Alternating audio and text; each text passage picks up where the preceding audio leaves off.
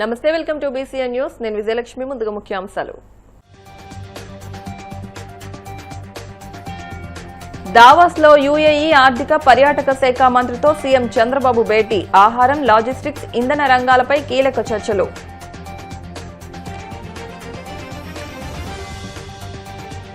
Chandrababu Davos వెళ్లి రాష్ట్రానికి పెట్టుబడులు తీసుకురావడానికి ప్రయత్నిస్తుంటే జగన్ అండుకో ఓర్వలేకపోతున్నారు. మండిపడ్డ ఎంపీ కలిశెట్టి అప్పలనాయుడు.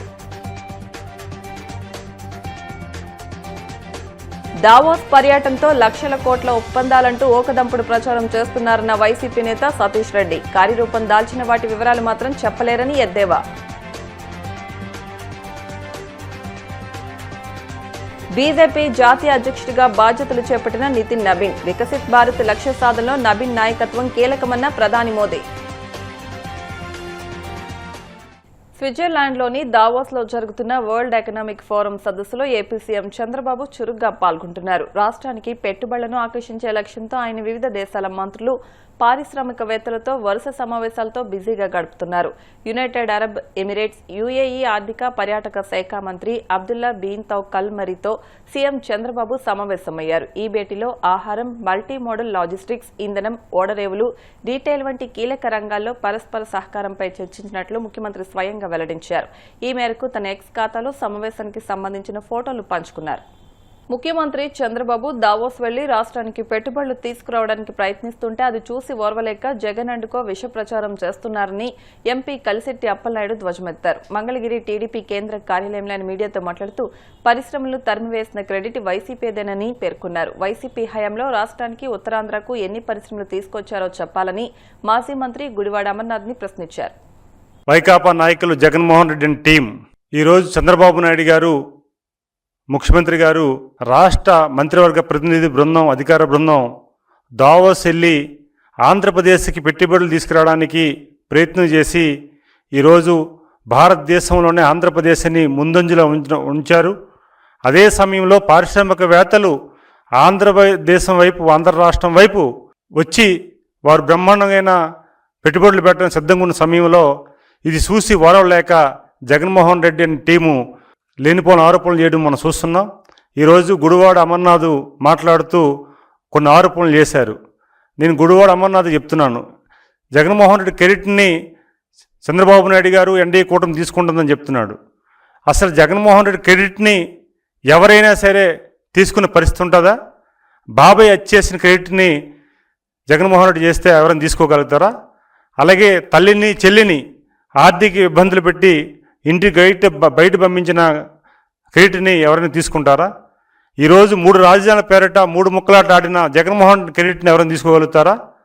అలాగే ఈరోజు విధ్వంసానికి కేరా పెట్టేసిన జగన్మోహన్ రెడ్డికి ఎవరైనా క్రెడిట్ తీసుకుంటారా? ఇలాగా తెలుసుకొని ఎవరైనా ఇలాంటి క్రెడిట్లు తీసుకునే పరిస్థితి ఉండదు. ఈరోజు భారతదేశంలో తొలిసారిగా గౌరవ ముఖ్యమంత్రి చంద్రబాబు నాయుడు గారు ఉమ్మడి రాష్ట్రంగా ముఖ్యమంత్రి ఉండగా దావోస్ వెళ్ళి ప్రపంచానికి పరిచయం చేసిన వ్యక్తులు, పారిశ్రామికవేత్తలు ఆంధ్రప్రదేశ్కి పరిచయం చేసి పెట్టుబడులు తీసుకొచ్చి ఆదర్శ నిలిచిన వ్యక్తి చంద్రబాబు నాయుడు గారు. ఈరోజు జగన్మోహన్ రెడ్డి 2014-19 మధ్యలో చంద్రబాబు నాయుడు గారు అభివృద్ధికి నాంది పలికితే 19-24 మధ్యన జగన్మోహన్ రెడ్డి విధ్వంసం చేసి మొత్తం రాష్ట్రాన్ని హల్లకొల్లాలం చేసి పెట్టుబడిదారులను కూడా భయపెట్టే విధంగా, ఇక్కడి నుంచి బయట పంపించే విధంగా ఎన్నో కంపెనీల్ని, లోలో కంపెనీ కానీ, అమర్రాజా కంపెనీస్ కానీ, చాలా కంపెనీస్ని ఇతర రాష్ట్రాలకు పంపించిన ఘనత జగన్మోహన్ రెడ్డిది.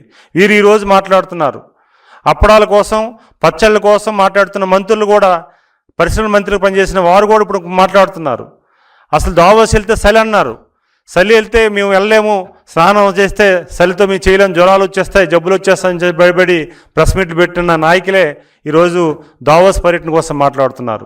జగన్మోహన్ రెడ్డి ప్రజాధనంతో విదేశీ పర్యటనలు చేసి సత్యసమేతంగా వెళ్ళి ప్రజాధనాన్ని దుర్యోగం చేసే సంఘటనలు చాలా మనం చూసాం, చాలా వెలుగులోకి వచ్చినాయి. అలాంటి వ్యక్తులు ఈరోజు మాట్లాడుతున్నారు దావోస్ పర్యటన మీద. గౌరవ ముఖ్యమంత్రి గారు పవర్ ప్రజెంటేషన్ చేస్తుంటే ఈరోజు బ్రహ్మాండంగా వారు పారిశ్రామికవేత్తలను కూడా ఆకర్షించి ఆంధ్రప్రదేశ్కి వస్తామని చెప్పేసి వాళ్ళు ఆనందం పలుకుతున్నారు. ఈరోజు ఉమ్మడి రాష్ట్రంలోనే ముఖ్యమంత్రి చేసిన అనుభవంతో ఈరోజు భారతదేశంలోనే ఒక అనుభవమైన ముఖ్యమంత్రి ఈరోజు ఆంధ్రప్రదేశ్కి రమ్మని ఆహ్వానిస్తే వాళ్ళు సంతోషంగా వస్తుంటే ఇది చూసి ఓడలేక ఇంకా బెదిరింపులు, మేము రేపు అధికారంలోకి వస్తే కేటాయించిన భూములు రద్దు చేస్తామని. పారిశ్రామికవేత్తలకి. అసలు మీరు అధికారంలోకి వస్తే కల్లోకి ఊహించుతారా? మీరు ఎప్పుడైనా ఆ అవకాశం ప్రధానికి ఇస్తారా? ఇంకొకసారి అవకాశం ఇచ్చి ఈరోజు రాష్ట్ర ప్రజలందరూ కూడా మేము చాలా తప్పు చేసాం అనుకున్న సందర్భంలో ఇంక మీకు వచ్చే అవకాశం మీకు రాదు. అయితే ఈరోజు పెట్టుబడులు పెట్టి ఆంధ్రప్రదేశ్ ప్రధానికి ఆదుకోవాలని గౌరవ ముఖ్యమంత్రికి చేస్తున్న ప్రయత్నాన్ని ఆటంకం పరచడానికి, ఈరోజు ఒక ప్రయత్నానికి అడ్డుపులు వేయడానికి చేస్తున్న ప్రయత్నం తప్ప మీరు అధికారంలో వచ్చే పరిస్థితి రాదు. అది మీరు పకటకల్లా కొంటున్నారు. చరిత్ర అందరికీ తెలుసు. ఈరోజు తెలుగు ప్రజలందరికీ కూడా ఆంధ్రప్రదేశ్ ప్రధానికానికి జగన్మోహన్ రెడ్డి అవినీతి అక్రమాలు, విధ్వంసం అన్నీ కూడా తెలుసు. ఎవరు ఇచ్చే ఛాన్స్ లేదు. అయితే గుడివాడ అమర్నాథ్ మాత్రం ఒకటి గుర్తుపెట్టుకోవాల్సిన అవసరం ఉంది. పరిశ్రమ శాఖ మంత్రి ఉండేటప్పుడు మీరు చేసిన యాక్టివిటీస్ కూడా మీరు చూసుకోండి ఒకసారి. మీ జగన్మోహన్ రెడ్డి నాయకత్వంలో ఈ రాష్ట్రానికి ఎన్ని పరిశ్రమలు తీసుకొచ్చారు, ఉత్తరాంధ్రకి ఎన్ని పరిశ్రమలు తీసుకొచ్చారు. అట్టడుగు వెళ్ళిపోయిన ఆంధ్రప్రదేశ్ని ఈ 18 నెలల్లోనే గౌరవ ముఖ్యమంత్రి గారు, అలాగే లోకేష్ గారు, పవన్ కళ్యాణ్ గారు, బీజేపీ నాయకత్వం, ఎన్డీఏ కూటమి నాయకత్వం ఏ అభివృద్ధి చేస్తుందో ఒక పక్క ఆత్మపరిశీలన చేసుకోవాలి. మీరు ఉత్తరాంధ్ర మనిషి అని చెప్తున్నారు కదా, మీరు విశాఖ నగరంలో ఉండేటప్పుడు మీరు అభివృద్ధి కార్యక్రమాలు ఏ రకంగా మీరు చేశారు? ఉమ్మడి రాష్ట్రంలో చంద్రబాబు నాయుడు గారు ఏం చేశారు? ఉత్తరాంధ్ర సంబంధించి మీ ప్రభుత్వ హయాంలోనే ఉత్తరాంధ్ర ఎంత వెనుకబడతాయనం అయింది, ఉత్తుత్త ఆంధ్రప్రదేశ్ అయింది. ఒక పక్క వ్యక్తులు తీసుకొచ్చి, భూస్వాములు తీసుకొచ్చి, పెద్దతనం తీసుకొచ్చి ఉత్తరాంధ్ర పెద్దతనాన్ని వాళ్ళకి అప్పచెప్పిన సంఘటన నీకు తెలియదా? ఈరోజు మీరు బయటకు వచ్చి మాట్లాడుతున్న తీరు చూస్తే ఆశ్చర్యం కలుగుతుంది. జగన్మోహన్ రెడ్డి కూడా తెలుసుకోవాల్సిన అవసరం ఉంది. ఈరోజు ఒక తెలుగువాడుగా, ప్రపంచ దేశాలకి ఒక పరిచయస్తుడిగా చంద్రబాబు నాయుడు గారిని దేశ విదేశాల్లో మంచి పేరు ప్రతిష్టలు తీసుకొచ్చి వారి అంబాసిడర్గా ఈరోజు అభివృద్ధికి ఉండి ఈరోజు వారిని ఆహ్వానిస్తే నువ్వు కనీసం స్వాగతించబోయి విమర్శ చేసే పరిస్థితికి వస్తున్నారు. ఇదేమైనా తెలుగు ప్రజలకి అవమానం చేసినట్లుగే, రాష్ట్ర ప్రజానీకం అవమానం చేసినట్లుగే. ఈరోజు రాష్ట్ర ప్రజానీకం చంద్రబాబు నాయుడు గారు ఉంటే ఈ రాష్ట్రంకి మేలు జరుగుతుంది, మా భావితరాలకు మేలు జరుగుతుందని ఈరోజు అందరూ కూడా ముందుకొచ్చి బ్రహ్మాండమైన ఆశీర్వదించి వారు ప్రజాప్రభుత్వం ఏర్పాటు చేస్తే ఆ ప్రభుత్వాన్ని ఈరోజు కొల్లగొట్టడానికి ఈరోజు విమర్శలు చేసి బెంగళూరు ప్యాలెస్లో కూర్చొని కుట్రలు చేసి ఈరోజు చుట్టం సూపుగా తాడేపల్లి ప్యాలెస్కి వచ్చి 4 ముక్కలు మాట్లాడి వెళ్ళే సందర్భాలు మనం చూస్తున్నాం. జగన్మోహన్ రెడ్డి కూడా ఆత్మపరిశీలన చేసుకోవాలి. ఈరోజు రాష్ట్ర అభివృద్ధి కోసం, రాష్ట్ర నలుమూలలో అభివృద్ధి జరగాలని, అన్ని వైపులు అభివృద్ధి జరగాలని గౌరవ ముఖ్యమంత్రి గారు చేస్తున్న ప్రయత్నానికి ఈరోజు భారతదేశంలో దావోస్ పర్యటన సంబంధించి ఎప్పుడైనా ఏ సందర్భంలో వెళ్ళైనా సరే నువ్వు పరిశ్రమ కోసం మాట్లాడావా? 5 సంవత్సరాలు పారిశ్రామికవేత్తలతో మాట్లాడావా? అగౌరవపరిచావు. పరిశ్రమ అంటే చిన్న చూపు. పరిశ్రమలు నువ్వు దొంగసాటుగా పెట్టుకొని అవినీతి సొమ్ముతో పరిశ్రమలు నువ్వు పెట్టుకోవచ్చు. స్వచ్ఛతగా వచ్చి వారు అభివృద్ధి జరిగి కొత్త పరిశ్రమలు పెడితే స్వాగతించలేవు, చూసి ఓరవలేవు. ఇలాంటి వారోత్తరంలో 5 సంవత్సరాల్లో వెనుకబడి చేస్తావు. పెట్టుబడుల పేరుతో తండ్రి కొడుకులు చంద్రబాబు, లోకేష్ చేసుకుంటున్న ప్రచారమంతా వట్టి బూటకమేనని, కంపెనీల ఏర్పాటు పేరుతో వేల కోట్ల విలువైన భూములు బినామీలకు దోచిపెట్టి ప్రభుత్వ సంపదను దోపిడీ చేస్తున్నదని మాత్రమే నిజమని వైసీపీ రాష్ట్ర ప్రధాన కార్యదర్శి సతీష్ కుమార్ రెడ్డి విమర్శించారు.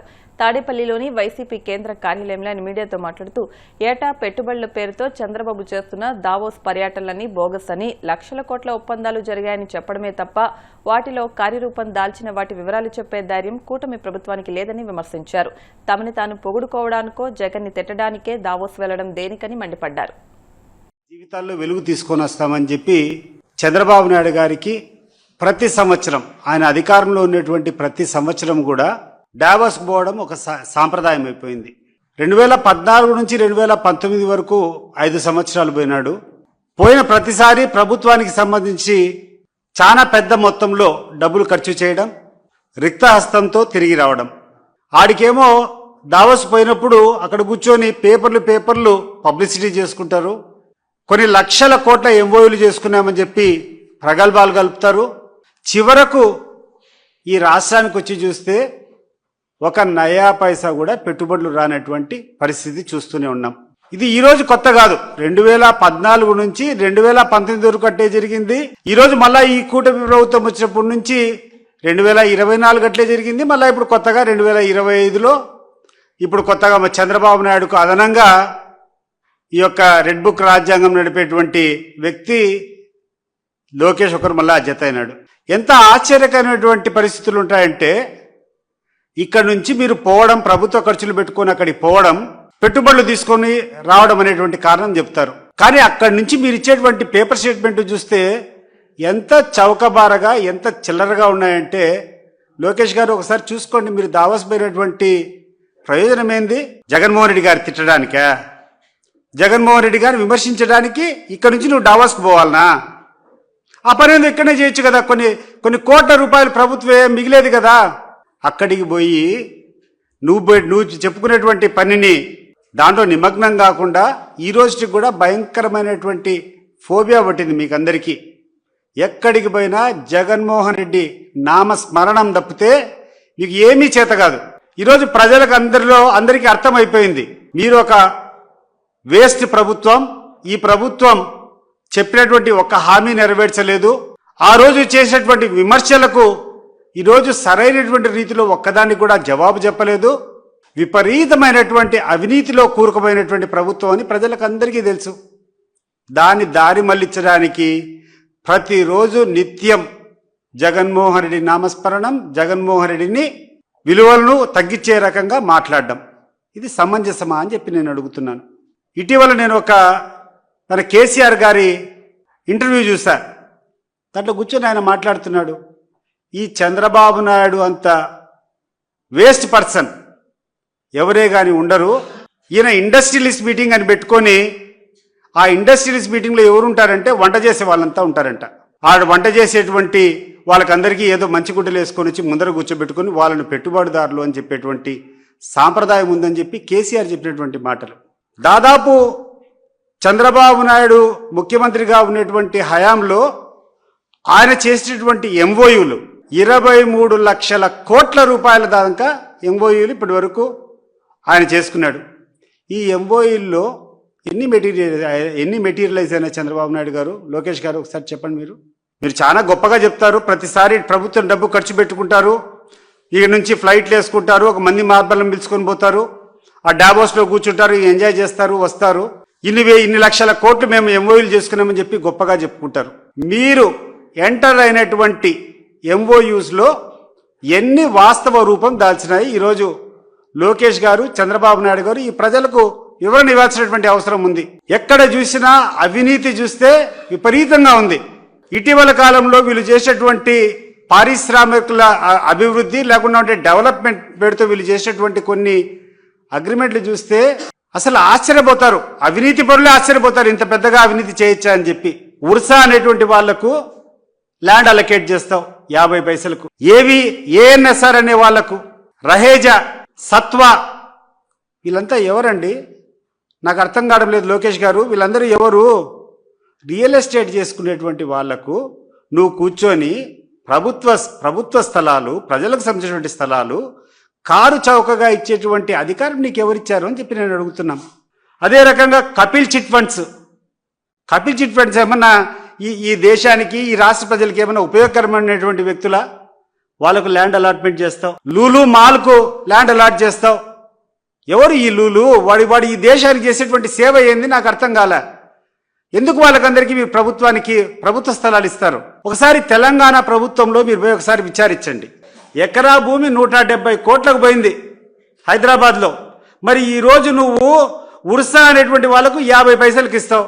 దానికి తోడు దీన్ని లోకేష్ దగ్గరికి పోయి ఎవరో కూర్చొని ఇట్లా విశాఖపట్నంలో ల్యాండ్స్ అన్ని మీరు 50 పైసలకే 90 పైసలకే ఇచ్చినా అని అని ఎవరో విలేకరు అడిగితే అతని అహంభావం, అతని అహంకారం 99 పైసలకు ఎకరా కాదు, 99 పైసలకు మొత్తం నేను ఇస్తా అంటాడు. ఏం లోకేష్ నాకు అర్థం కావడంలే. మీ నాయన సొమ్ము లేకుంటే మీ అబ్బ సంపాదించినటువంటి సొమ్ము ఏమన్నా ఇస్తావా? ఇచ్చుకో. ప్రభుత్వం సొమ్మది. నువ్వెవరు? నేను ఇస్తా అని చెప్పేటువంటి అధికారం నీకు ఎవడిచ్చాడు? నువ్వు ఎవడయ్యా? కౌన్కిస్కా గొట్టం ఈ యొక్క ఆంధ్ర రాష్ట్రానికి. Your after all A minister. నువ్వు ఏమైనా మాట్లాడితే ఇది మా యొక్క ప్రభుత్వ వినాదము. నేను ఈ ప్రభుత్వం పాలసీ మా ప్రభుత్వం ఇచ్చిందని చెప్పుకో. అంతేగాని నీకు ఎవడిచ్చినటువంటి అహంకారము, నేను ఇస్తా అని చెప్పేటువంటి అహంకారం ఏంటి? ఇప్పుడు కాసేపు ప్రకటనలు.